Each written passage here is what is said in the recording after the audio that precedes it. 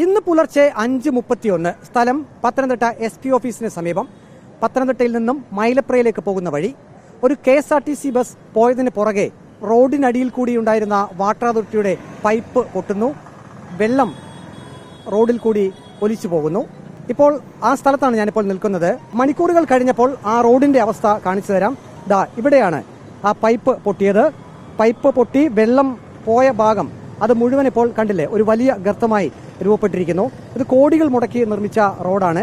ഏതാനും നാളുകൾക്ക് മുമ്പാണ് ഇത് പൂർണ്ണമായും റീടാർജ് ചെയ്തത്. അതിനുശേഷമാണ് ഇപ്പോൾ ഈ വാട്ടർ അതോറിറ്റിയുടെ പൈപ്പ് ലൈൻ പൊട്ടി ഈ റോഡ് മുഴുവൻ കണ്ടില്ലേ, ഇതിനെയും ഈ ഭാഗം മുഴുവൻ ഇത് ഇനിയും ഒന്നുകൂടി ടാർ ചെയ്തെങ്കിലേ പറ്റുള്ളൂ. അതുപോലെ നാമാവശേഷമായി പോയി.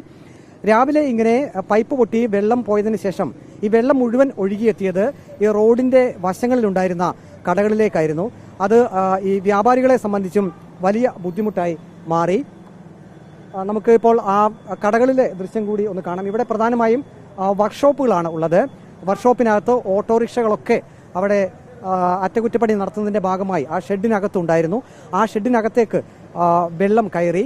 അത് വ്യാപാരികൾക്കും ബുദ്ധിമുട്ടായി. പൈപ്പ് പൊട്ടി വെള്ളം മുഴുവൻ ഒലിച്ചെത്തിയത് ഈ വർക്ക്ഷോപ്പിലേക്കാണ്. ഈ വർക്ക്ഷോപ്പിൽ ആ സമയത്ത് ധാരാളം ഓട്ടോറിക്ഷകൾ ഉണ്ടായിരുന്നു.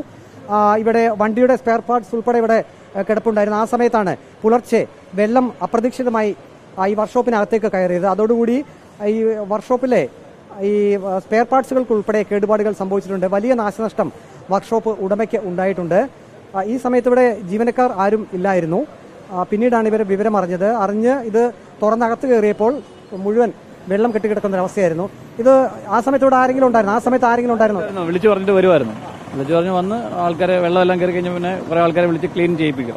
വണ്ടിക്കകത്തൊന്നും കയറിയിട്ടില്ല, അല്ലാതെ താഴെ ഫ്ലോറിൽ മൊത്തം കയറി, ഇതിനകത്ത് കയറി. അവിടെ സ്പെയർ റൂമുണ്ട്, അതിനകത്ത് താഴെ എല്ലാം കയറി. ഇപ്പൊ നിങ്ങൾക്ക് ഇന്നിപ്പം പണിത് കൊടുക്കേണ്ട വാഹനങ്ങളൊക്കെ ഉണ്ടായിരുന്നല്ലോ, അതിനിപ്പോ നടക്കുമോ? വന്നുകൊണ്ടിരിക്കുന്ന വാഹനങ്ങളാ. അപ്പൊ ബാക്കി ഇത് ക്ലീൻ ചെയ്ത് കഴിഞ്ഞാൽ പണിയാൻ പറ്റുള്ളൂ. ഇത് രണ്ടാമത്തെ പ്രാവശ്യം. നേരത്തെ പ്രാവശ്യം ഒരു വർഷം മുമ്പ് ഇവിടെ പൊട്ടിയായിരുന്നു. അന്നും ഇതുപോലെ വെള്ളം കയറിയിരുന്നു. അന്ന് ഇതുകൊണ്ട് വെള്ളം കയറിയായിരുന്നു. ഇത് രണ്ടാമത്തെ പ്രാവശ്യം. ഇപ്പം വണ്ടിയുടെ സ്പെയർ പാർട്സുകൾക്കൊക്കെ ചിലപ്പോൾ ഈ താഴെ കിടന്നതൊക്കെ നശിച്ചിട്ടുണ്ടാവും അല്ലേ? താഴെ കിടപ്പില്ലായിരുന്നു, വണ്ടിയെല്ലാം ജാക്കിൽ കിടക്കുന്ന. വണ്ടിക്കകത്ത് വെള്ളം കയറിയിട്ടില്ല, ഫ്ലോർ മൊത്തം അഴുക്കായി. ഏതായാലും നാശം ഉണ്ടായി. നാശം ഫ്ലോർ മൊത്തം ക്ലീൻ ആക്കിയിട്ടല്ല 2 മണിക്കൂർ നമുക്ക് എടുക്കാം ഇത് ക്ലീൻ ആക്കണമെങ്കിൽ. വർക്ക്ഷോപ്പ് ഉടമകളും അപ്പം തന്നെ ഇതിന്റെ അപ്പുറത്തും വേറെ കടകളുണ്ട്.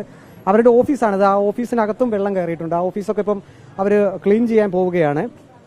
ഏതായാലും ഈ വാട്ടർ അതോറിറ്റിയുടെ പൈപ്പ് പൊട്ടി ഇങ്ങനെ വെള്ളം കൊത്തി ഒലിച്ചത് അത് ഇതുപോലെയുള്ള വ്യാപാരികൾക്കും വലിയ ബുദ്ധിമുട്ടായി മാറിയിരിക്കുകയാണ്. ഏറ്റവും പ്രധാനപ്പെട്ടത് ആ റോഡ് നശിച്ചു എന്നുള്ളതാണ്. ഇപ്പോഴും ഇവിടെ ആ ഭാഗത്തൊക്കെ വെള്ളം കെട്ടിക്കിടപ്പുണ്ട്. അതൊക്കെ അവർ ക്ലീൻ ചെയ്യാൻ പോവുകയാണ്.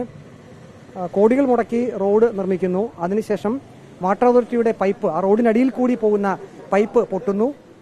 പിന്നീട് അത് ജനങ്ങൾക്ക് ബുദ്ധിമുട്ടാകുന്നു. സർക്കാരിന് സാമ്പത്തിക നഷ്ടം, ഒപ്പം തന്നെ സാധാരണ ജനങ്ങൾക്കും സാമ്പത്തിക നഷ്ടം.